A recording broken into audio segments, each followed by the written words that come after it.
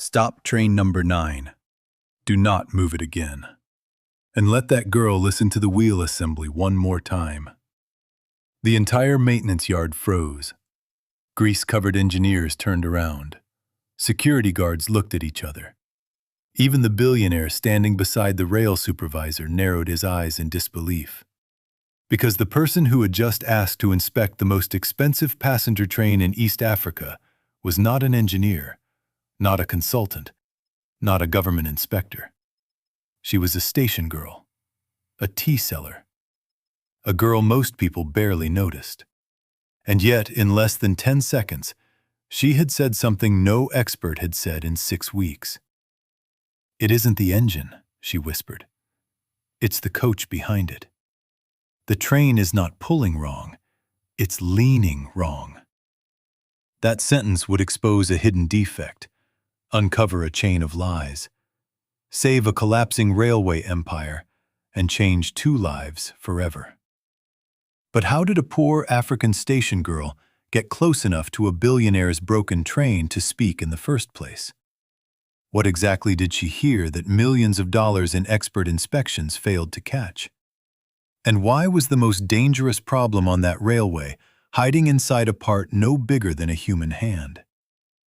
Stay with me until the end, because this story is not just about money, power, or machines. It is about what happens when the world keeps looking at titles, but the truth is hiding in talent. Elias Mbeki was not just rich. He was the kind of rich people talked about in lowered voices, the kind of man whose decisions shaped cities, whose trains carried ministers, tourists, businessmen, workers, and families across entire regions. By the age of 52, Elias had built Kifaru Rail from nothing more than 1 leased locomotive and a dream no bank believed in. People laughed at him in the beginning.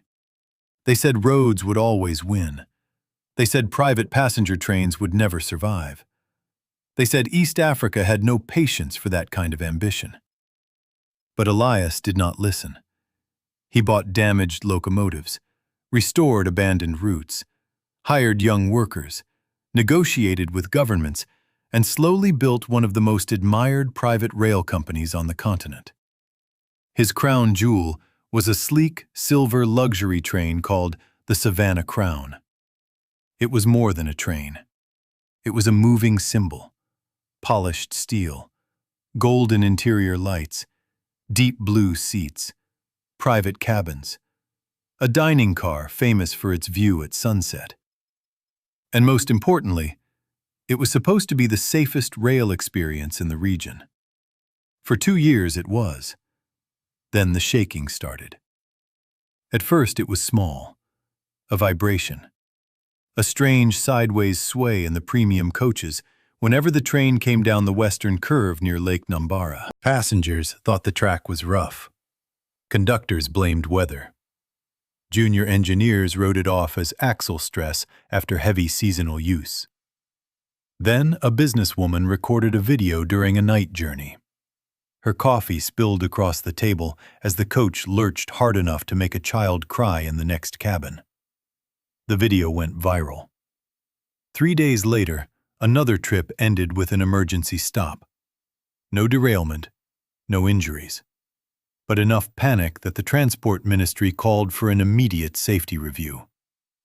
Now Elias Mbeki had a problem bigger than mechanics. He had a public trust problem. If Kifaru Rail lost trust, it would lose bookings. If it lost bookings, investors would panic. If investors panicked, expansion financing would freeze. And if financing froze, the empire Elias had built over 26 years would begin to crack from the inside. He did what rich men always do when the stakes become unbearable. He paid for certainty. First came a consulting team from Johannesburg. They inspected the suspension system, scanned the undercarriage, reviewed driver logs, and charged an amount that could have built a small clinic in a rural town. Their conclusion? Replace sections of track and recalibrate the braking software. Elias approved it. The work was done, The shaking remained.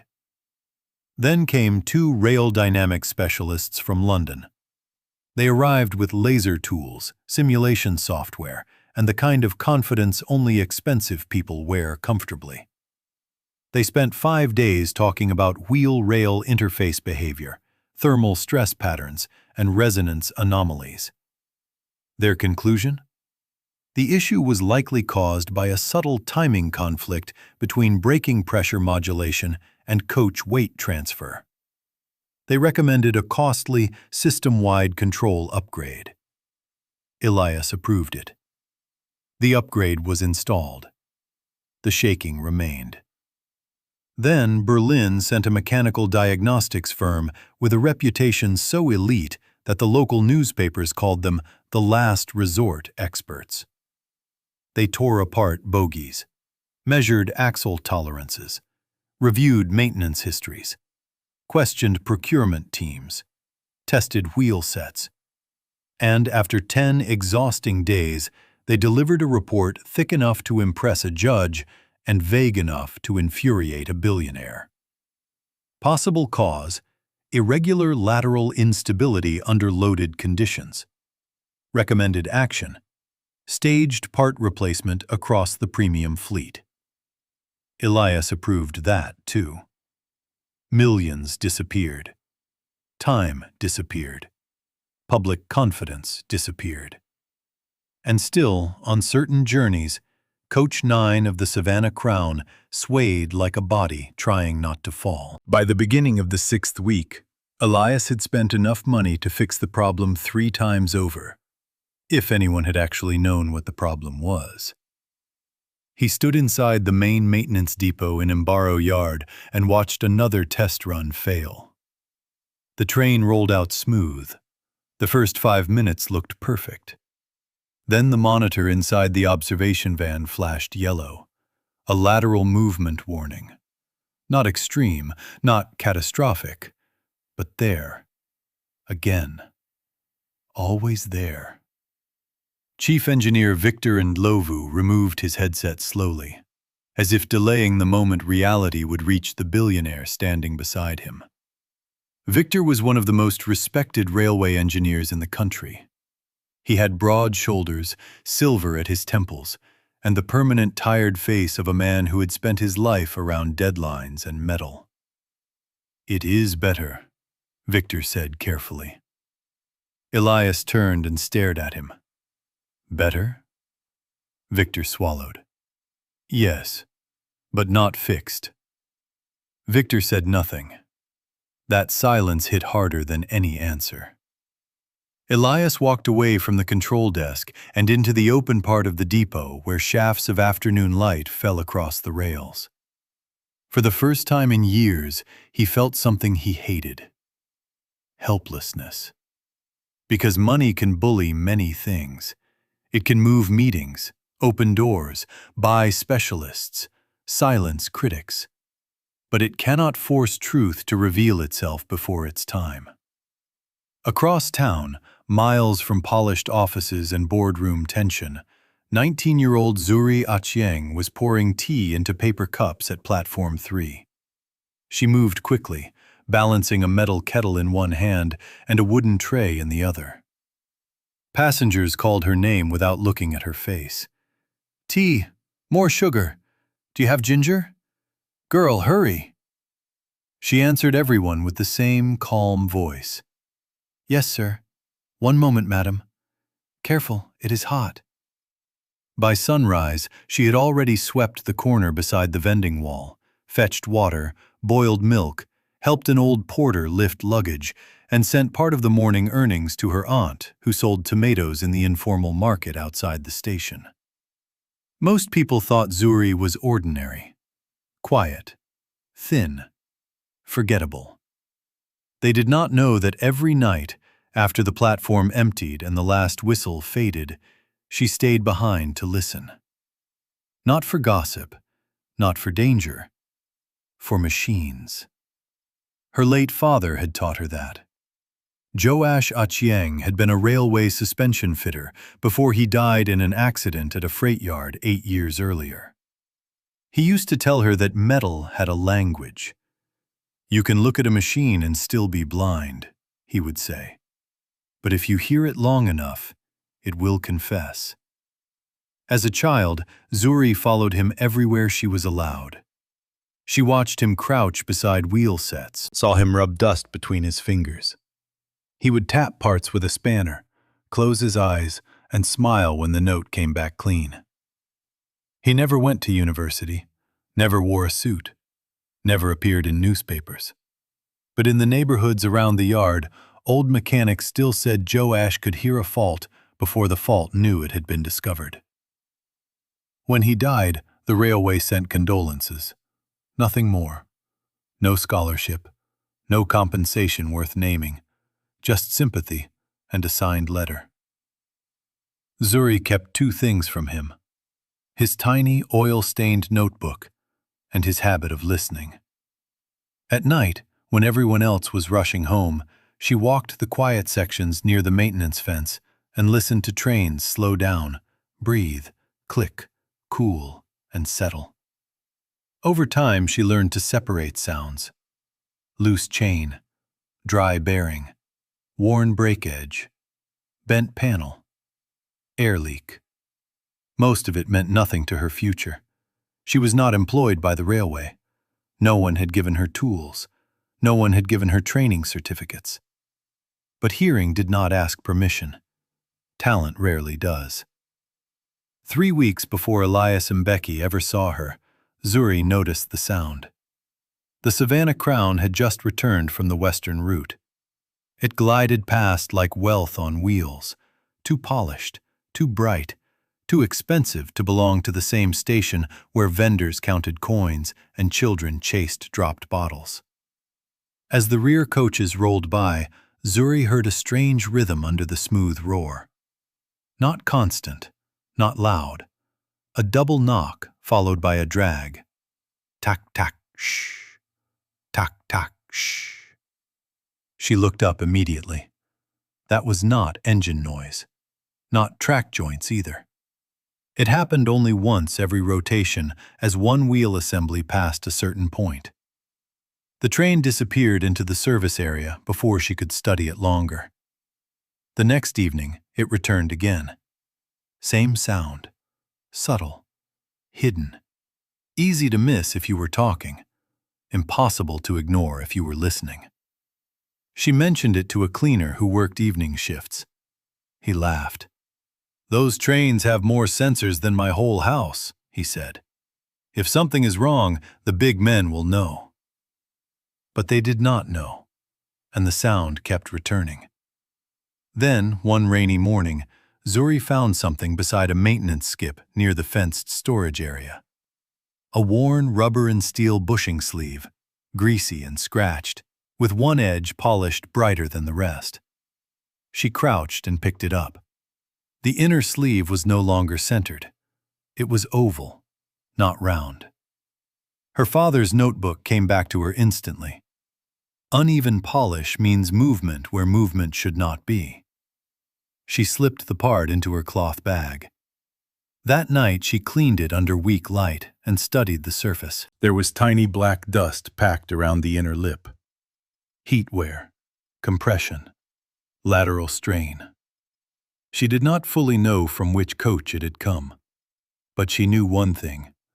A part like that should not look tired so early unless it had been carrying force it was never made to carry. The next day she tried to tell a yard guard. He waved her away before she finished. "Do you work there?" "No." "Then do not teach workers their job." She almost turned away. Almost. But another part of her, the stubborn, quiet part her father used to smile at, stayed awake. If no one listened to words, maybe she needed proof. For 7 days she watched train arrivals. She marked which services came back with the lateral sway. She borrowed chalk from a track painter and discreetly made tiny marks on the gravel near the point where the sound became strongest. By the 4th observation, she knew it was linked to one premium coach in the rear section. Not always the final coach, Not always the same passenger load, but almost always the same assembly family. A load-bearing coach near the back. She started waiting at the maintenance fence at dusk. One evening, she saw workers remove covers from a bogie beneath Coach 9. For just a second, before a supervisor shouted at a technician to bring a trolley, Zuri saw the shape of the bushing housing. Her heart jumped. It matched the discarded part in her bag. Coach 9. That was the first time she understood the size of what she was seeing. This was not a noisy cargo wagon, not an old commuter coach no one cared about. This was the flagship line, the rich train, the train making headlines. And if she was right, then all the men in branded helmets were looking in the wrong place. A week later, the railway crisis reached television. Panels argued. Travel bloggers mocked the luxury service. A transport analyst suggested Kifaru Rail had expanded too quickly. On a business channel, a host asked whether Elias Mbeki's reputation had outgrown his system. Elias watched the segment alone in his office after midnight. By the time it ended, he switched off the television and made a decision. No more reports. No more summaries. He would go to the yard himself the next morning and stand there until someone either fixed the problem or admitted they had no idea what they were doing. That decision brought him face to face with Zuri. The day began hot. Dry wind moved dust through the yard. Workers prepared another controlled test. Victor and Lovu reviewed data beside a portable monitor. Elias arrived in a dark SUV with 2 assistants, a legal advisor, and a face so hard that people stopped joking the moment he stepped onto the concrete. He listened to updates for 20 minutes. Every sentence sounded expensive. Every explanation sounded incomplete. The train moved. The train returned. And once again, the same warning appeared. Not catastrophic. Not solved. Elias turned away from the crew and walked toward the far side of the depot, angry enough to want silence. That was when he saw a girl standing beyond the safety line near the side fence, head tilted slightly, not looking at him, not looking at the workers, but staring at the lower rear section of Coach 9, as if the train had just spoken directly to her. A guard moved toward her. "Hey, back away!" She did not flinch. Instead, she said, almost to herself, "It only drags after the second knock, when the load settles." Elias stopped. The guard reached for her elbow. "Move!" "Wait," Elias said. The guard froze. Zuri finally looked up. She saw the suit first, then the polished shoes, then the face she recognized from news channels and billboards. Elias Mbeki. For 1 second, fear told her to lower her eyes. She did not. "What did you say?" Elias asked. Zuri held her breath. "Now or never." "It is not the front," she said. "You are all listening to the wrong end." Some of the nearby workers laughed under their breath. Victor turned around, already irritated. Elias stared at her for a long moment. "What do you know about trains?" Zuri looked at Coach 9 again. "Enough to know that one of them is leaning before it shakes." Victor stepped closer. "Sir, with respect, we cannot have random people near an active inspection." "Did she touch anything?" Elias asked without looking at him. "No, but—" "Then let her answer." Victor fell silent. Elias faced Zuri again. "What exactly do you think is wrong?"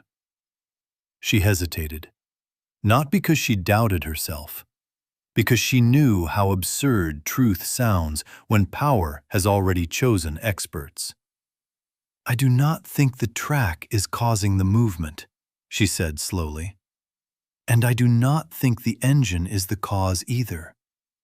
I think one coach is transferring weight badly after heat builds. Something inside the suspension is giving too much play. Small, hidden, but enough. That got everyone's attention. Victor crossed his arms. That is a broad statement. Many things can create lateral play. Zuri nodded. Yes. Then which thing? She opened her cloth bag and took out the worn bushing sleeve she had cleaned days earlier.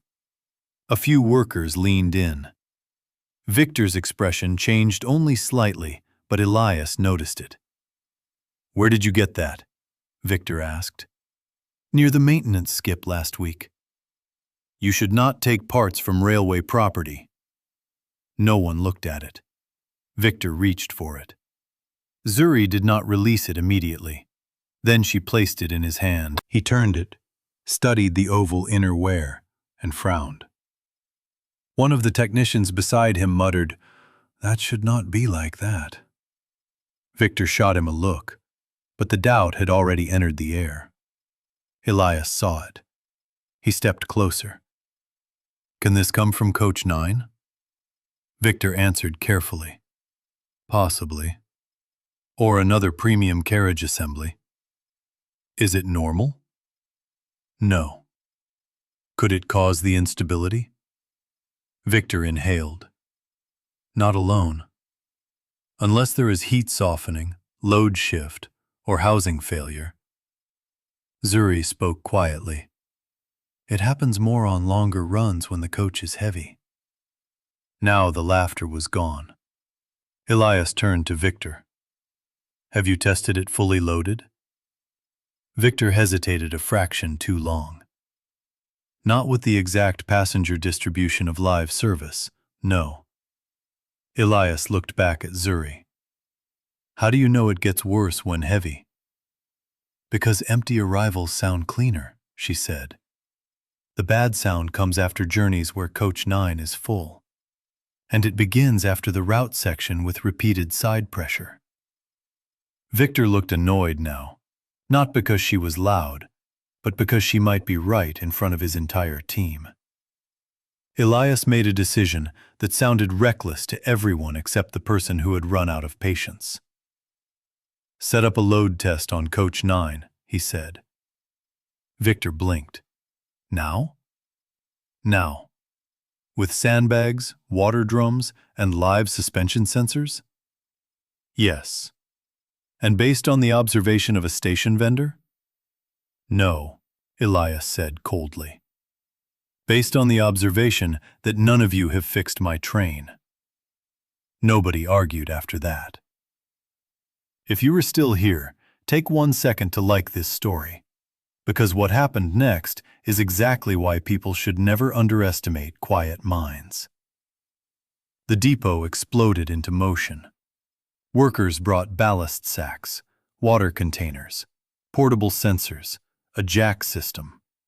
Victor, now too committed to object, ordered technicians beneath Coach 9.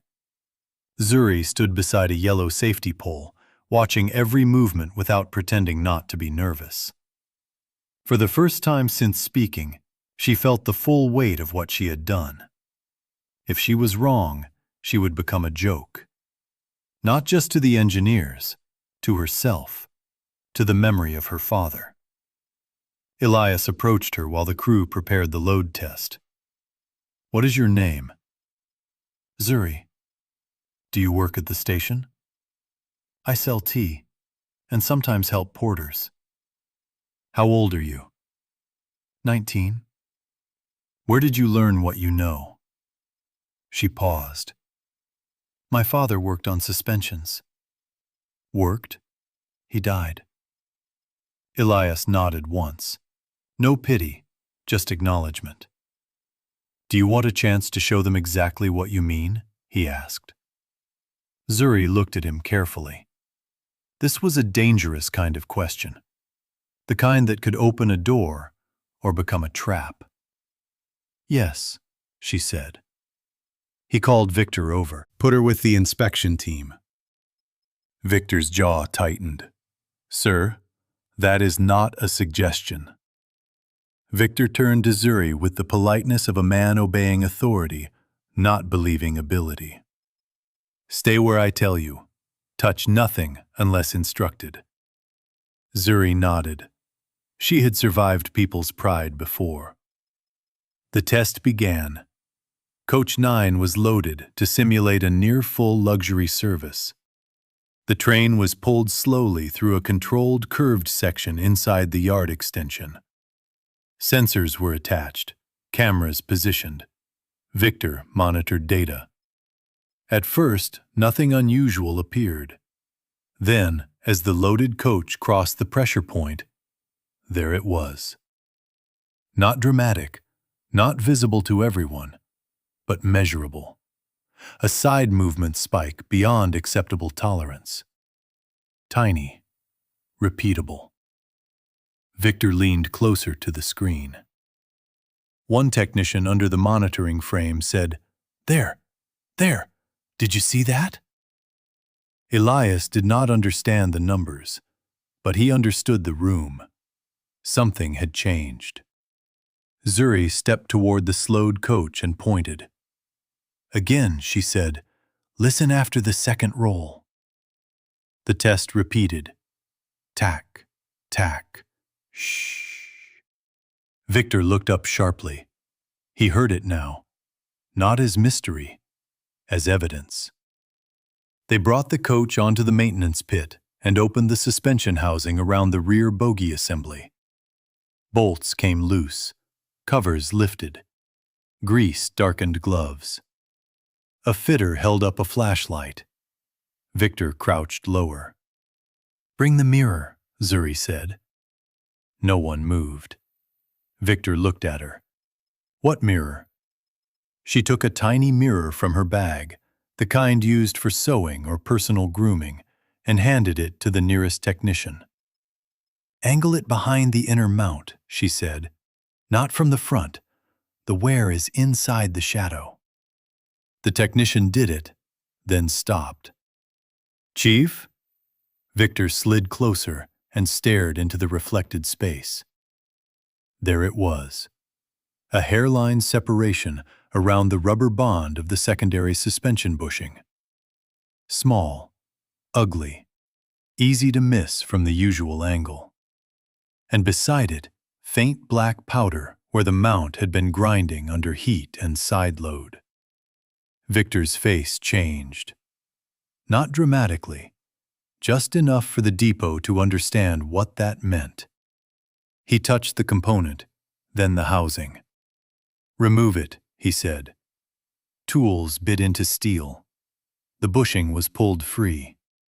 When it came out, the damage became clearer.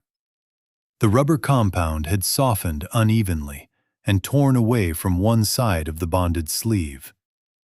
The inner metal core had shifted off-center under pressure, causing the coach to transfer load badly in curves once heat built up. That shift created the instability. Not enough to derail quickly, but enough to worsen over time. Enough to scare passengers. Enough to become deadly if ignored. Victor held the damaged part in his hands and looked at Zuri. How did you know? She answered with the honesty of someone who had nothing to protect except truth. I heard a leaning sound, not a pulling sound. And this part looked tired too early.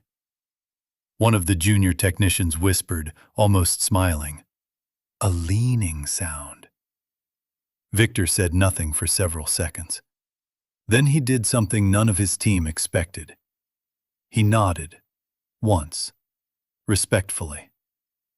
Elias stepped down toward the pit edge. Can replacing that fix it? Victor stood up slowly. It can fix this coach, he said. But now we need to know how many more are compromised. That sentence opened a bigger door. The team started checking records, batch numbers, maintenance replacements, procurement logs, serial markings. and what they found turned a mechanical fault into a human one. The damaged bushings were not original factory parts.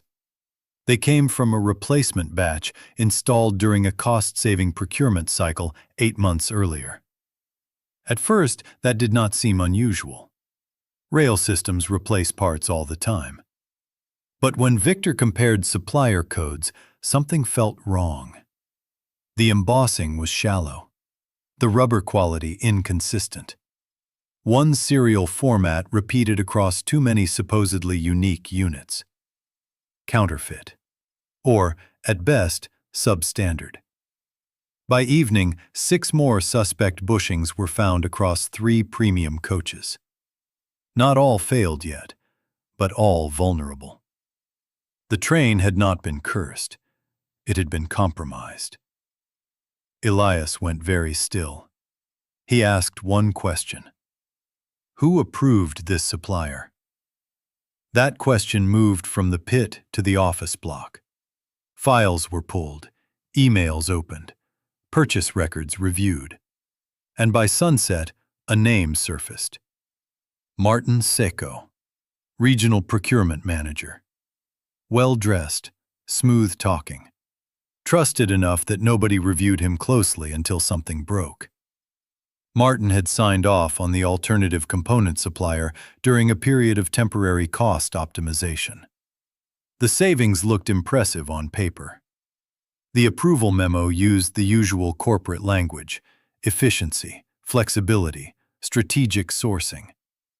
What the memo did not mention was that the supplier had no reliable certification history and had been inserted through a chain of shell intermediaries. By the time Martin was called to the yard office, his voice had already changed. Defensive first, then technical, then offended, then scared. These parts met commercial tolerance. Victor placed the damaged bushing on the table. No serious manufacturer would call this acceptable. Martin tried to pivot. You cannot link one failed component to the whole procurement line. Victor placed 3 more on the table. Then Elias placed the file in front of him. You cut corners on passenger safety, Elias said quietly. Martin swallowed. I reduced cost pressure during a difficult quarter. You gambled with lives. It was never meant to create danger. Elias leaned in. Danger does not care what you meant. By midnight, Martin Seco was suspended pending investigation. External auditors were called, and every premium coach fitted with the suspect batch was pulled from service. The news was not made public immediately. Kifaru Rail announced an urgent fleet inspection and route adjustment. Bookings dipped again. Journalists speculated. Investors called non-stop. Competitors smiled behind their statements of concern. And inside the yard, under floodlights and exhaustion, a station girl stayed awake beside the engineers who had once laughed near her. For the next 48 hours, Zuri barely slept. Not because anyone ordered her to stay, because once she was finally inside the truth, she could not walk away before it was safe. Victor asked her questions now. Real questions. When did you first notice the sound? How often? What made you rule out track joints? Did you hear variation by weather? Zuri answered carefully. When she did not know, she said she did not know. When she knew, she explained simply. By the second night, even the senior technicians had stopped calling her that girl. They called her Zuri. One older fitter even said, "Your father must have been a serious man." She smiled for the first time in hours. He was. As multiple coaches were opened, a pattern became clear. The counterfeit bushings failed gradually under heat, especially on fully loaded journeys with repeated lateral stress along the western route. That was why ordinary inspections missed them. Cold tests looked fine. Empty movement looked fine. Standard visual angles looked fine. But real operating conditions exposed the weakness. And because the problem grew slowly, Each team before Victor had looked at the symptoms and blamed the most visible systems first. Software, track, brake timing, engine pull. Everybody had seen movement. Very few had asked what hidden part could allow that movement to begin. By dawn of the third day, fresh certified components arrived under escort. Victor supervised installation personally. Every suspect mount was replaced.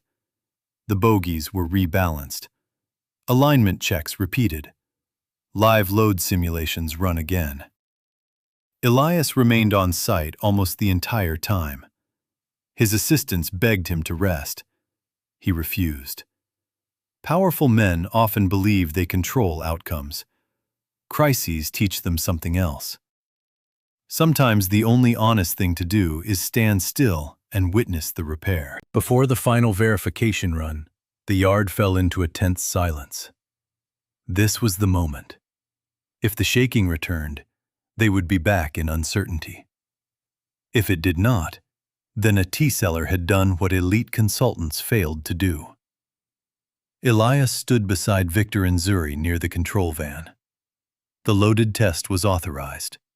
The Savannah Crown rolled forward under morning light. The first curve passed clean. The second monitoring point held steady. The Western stress simulation activated. All eyes fixed on the screen. No yellow warning. Victor did not blink. The coach continued. Smooth, balanced, stable. A junior tech whispered, "Come on." The final curve passed. Still nothing. Then the lead operator removed his headset slowly and smiled. "Movement within safe range," he said. "No lateral spike." No one cheered immediately. Relief like that arrives strangely. First, disbelief, then breath, then sound. And then the depot erupted. Gloves slapped backs. Men laughed too loudly. One mechanic actually shouted toward the train as if it had personally apologized. Victor closed his eyes for half a second and let the tension leave his face. Elias turned to Zuri. She was not shouting, not crying, just staring at the monitor with wet eyes and a stillness so deep it looked like prayer. "Zuri," Elias said. She looked up. "You saved my railway." She opened her mouth, then closed it again. Because some moments are too large for quick words. If this story is touching you already, keep watching, because the repair was only half the miracle. The other half was what happened after success. By that afternoon, Kifaru Rail prepared its next move carefully. They could not expose every internal detail before legal review, but they could tell the truth about safety. A statement went out. Fleet inspection complete. Compromised components identified. Affected coaches repaired. Independent validation underway. Service to resume after final clearance. Public response was cautious, but the anger softened. The company had not hidden the issue forever. And more importantly, the trains were safe again. Inside Elias Mbeki's private office, a smaller and more personal conversation was waiting. Zuri sat on the edge of a leather chair that probably cost more than everything in her aunt's market stall combined. She held a cup of tea with both hands, careful not to spill on the polished floor. Elias stood by the window for a long time before speaking. "I have had presidents shake my hand in this office," he said. "Ministers, investors, foreign partners." Zuri said nothing. He turned toward her. "And for the last 6 weeks, none of them have been as useful to me as you." A tiny smile touched her face. He noticed. "Tell me what you want." It was the kind of question poor people are rarely prepared for, because they spend so much of life being told what they cannot ask. Zuri looked down at the tea, then up again. "My aunt should stop selling in the rain," she said first. Elias blinked. "That is what you want?" "She raised me after my father died." He nodded slowly. "What else?" "My little brother should go back to school without fees chasing him home." "You have a brother?" "Yes, Timo." "Anything else?" This time she hesitated longer. Then she said the truest thing in her chest. "I want to learn properly. Not for money, not for applause, not even for revenge against the people who ignored her. For mastery, for dignity, for the right to become what she already was becoming." Elias sat down opposite her. "Properly," he repeated. "Yes." He leaned back and studied her for several quiet seconds. Then he called his assistant. What followed changed the shape of Zuri's life. Kifaru Rail announced a new technical apprenticeship scholarship program the next week. Its first recipient was Zuri Achieng.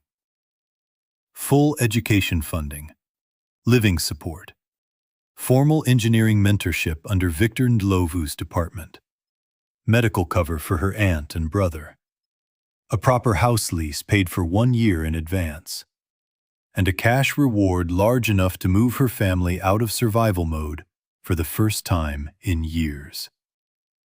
But Zuri asked for one more thing, something Elias did not expect. She wanted a small skills workshop created near Mbaro Station for railway workers' children and low-income youth who had practical talent but no access to training. She wanted it named after her father, the Joash Achieng Listening Lab. When Elias heard that, something shifted in him too. Because until then, he had thought the crisis was about broken trains. But it was also about broken attention.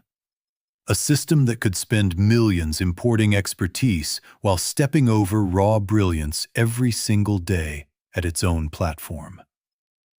He approved the workshop immediately. 3 months later, the first room opened. Nothing extravagant. A clean space, workbenches, basic tools, safety posters, metal samples, old parts for study. And above the entrance, a simple sign, Joash Achieng Listening Lab. Zuri cried when she saw it. Victor pretended not to notice, then quietly handed her the first set of training gloves with her name stitched on the cuff. As for Victor himself, people asked later whether he felt embarrassed that a station girl had found what trained engineers missed. His answer surprised many. He said, "A real engineer does not worship ego. A real engineer follows evidence." She brought evidence. That single sentence restored more respect than defensiveness ever could. The internal investigation against Martin Seiko widened. Auditors uncovered suspicious payments routed through intermediaries tied to the counterfeit supplier network. Legal action followed. The case made headlines for a while. Then, like many scandals, it moved on for the public. But not for the people whose lives it had touched. The Savannah Crown returned to service under intense scrutiny. Passengers boarded carefully at first, then more confidently, then enthusiastically again. Reviews improved. The viral fear clips were replaced by new videos praising the smooth ride and renewed safety checks. Within 6 months, bookings recovered beyond pre-crisis levels. Investors relaxed. Expansion talks resumed. And somewhere in every boardroom update, whether spoken or not, there remained an uncomfortable truth. The empire had been saved not by the loudest voice in the room, but by the quietest one outside it. Zuri's training was not easy. Talent opens doors, but discipline keeps them open. She had to relearn mathematics formally, study materials she had only touched in fragments before, wake before dawn, attend classes, work in the depot, absorb technical language that had once sounded like another country. There were hard days, days she felt behind everyone, days polished students looked at her background and saw charity instead of ability. Days she returned home and stared at her father's old notebook, wondering whether she truly belonged in lecture halls and diagnostic rooms. On those days, Victor became harsher, but in a useful way. He never praised her to comfort weakness. He challenged her to earn confidence. What does the sound tell you? Do not guess, explain. Where is your proof? Respect instinct, but verify it. Zuri grew, not because life became soft, because meaning had entered her struggle. One evening, nearly a year after the day in the yard, Elias visited the listening lab unannounced. He found 12 teenagers around a stripped bogey assembly, arguing about wear patterns, while Zuri guided them through fault clues. She looked different now. Still calm, still observant, but stronger, more certain. A professional in motion. She did not see Elias at first. He stood by the door and watched as she lifted a small metal sleeve and asked the room, "What does uneven shine mean?" One boy answered too quickly. "Bad grease." Another shrugged. A girl at the back said, "Movement where there should be no movement." Zuri smiled. Exactly. Elias smiled too, because he remembered another small part in another hard moment, and realized something he had not understood when he built rail lines and chased numbers. Infrastructure is not only steel and money. It is people. Hidden people. Ignored people. People with genius no resume can fully predict. When the session ended, Zuri approached him. "You should have told us you were coming." "And missed the lesson?" he said. "Never." They walked slowly along the lab corridor. Young voices echoed behind them. Elias looked at the students through the glass partition.